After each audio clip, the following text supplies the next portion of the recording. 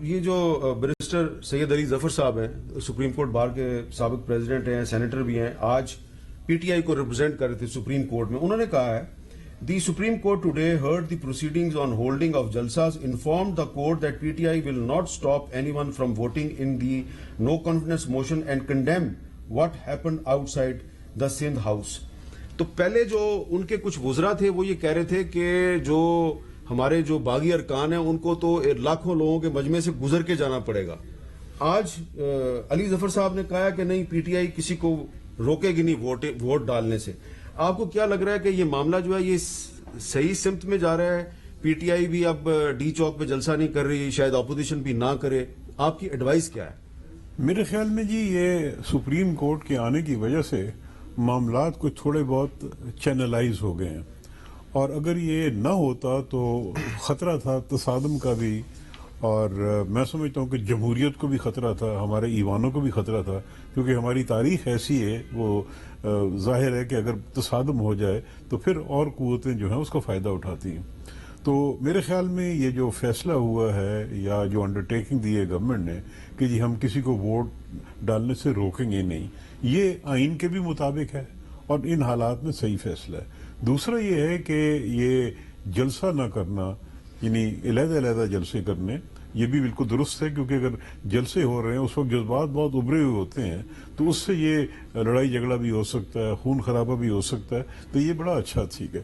تیسری چیز جو میں یہ کہنا چاہوں گا کہ جس طرف حالات اب تک پہنچ چکے ہیں، میرے خیال میں گورنمنٹ اگر تھوڑی سی دانش مندی کا مظاہرہ کرتی یا سوچتی تو یہ آخری سال ہے، ویسے بھی الیکشن کا 4 سال تقریباً اگست میں پورے ہو جائیں گے. تو چاہیے یہ تھا کہ نیگوشیٹ کر لیتے اپوزیشن کے ساتھ کہ جی ہم جلدی الیکشن کرا دیتے ہیں، اس سال الیکشن کرا دیتے ہیں، اور اپوزیشن کے ساتھ بیٹھ کے کوئی طے کر لیتے معاملات جن کا تنازع چلا آ رہا ہے. مثلا الیکٹرل ریفارمز ہیں، آئین میں بھی کوئی ترامیم کرنی ہے تو وہ بھی بیٹھ کے ہو سکتی تھی، لیکن وہ ایک ایسی فضا میں ہو سکتی ہیں جبکہ گورنمنٹ اور اپوزیشن ایک دوسرے سے بات کرنے کے لیے تیار ہوں.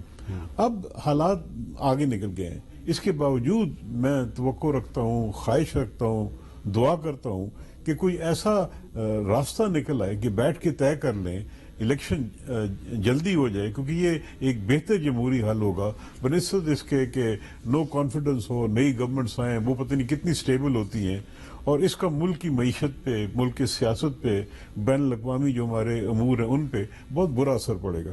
لہٰذا یہ بہتر ہوگا کہ اس طرف سوچا جائے. کامران مرتضیٰ صاحب کیا کہیں گے؟ ایک تجویز آئی ہے. اگر ایک بات میں ایڈ کر دوں، آپ نے مجھ سے پوچھا کہ ہم آپ کی اجازت سے کاف اور جو ایم کیو ایم کو ہم دیکھ رہے ہیں جی، وہ ہم ضرور واچ کریں، مگر ہماری اپنا جو دانش ہے، شعور ہے، وہ پورا استعمال کر رہے ہیں، کیونکہ ہم اپنی آئیڈینٹی کو بحال رکھنا چاہتے ہیں. کاف پارٹی جو ہے نا، یہ بات درست ہے کہ وزیر اعظم صاحب چاہتے تھے کہ بی اے پی جو ہے وہ پی ٹی آئی میں مرج ہو جائے. سر میں نے ایسی کوئی ڈائریکٹلی میرے سے بات نہیں ہوئی کبھی. اچھا ٹھیک ہے. اچھا کامران مرتضیٰ صاحب، جو تجویز آئی ہے وسیم سجاد صاحب، اچھی تجویز ہے مگر اب دیر ہو چکی. بات یہ ہے کہ مائنڈ سیٹ عمران خان صاحب کا اگر ٹھیک ہوتا تو یہ سب کو ساتھ لے کے چلتے. مسلم لیگ نون ان کو کوئی ایسی ریزسٹنس نہیں دے رہی تھی شروع میں، پیپلز پارٹی کوئی ریزسٹ نہیں کر رہی تھی، تھوڑی بہت اگر کوئی ریزسٹنس اگر تھی تو وہ جے یو آئی کی طرف سے تھی. تو یہ ممکنات تھی کہ اگر فرض کریے کہ کسی کے گھر چلا جائے، ہمارے ہاں جو ہے یہ رواج ہوتا ہے کہ کسی کے گھر چلے جائے اور جا کے کہیں کہ جی جو ہوا بس ہم مجھے معافی دے دیجیے. اس طرح لے کے یہ 5 سال بہت آسانی سے گزارا کیا جا سکتا تھا. یہ جن کے ساتھ ایک پیج پہ تھے ان کے ساتھ ایک پیج پہ نہیں رہ سکے، ہم تو دوسرے پیجز پہ تھے، تو ہمارے ساتھ تو انہوں نے خراب کرنا ہی کرنا تھا. اور ان کے پاس صرف ایک چیز تھی، این آر او نہیں دوں گا. بھائی خدا کے بندے، این آر او مانگا کس نے آپ سے؟ اچھا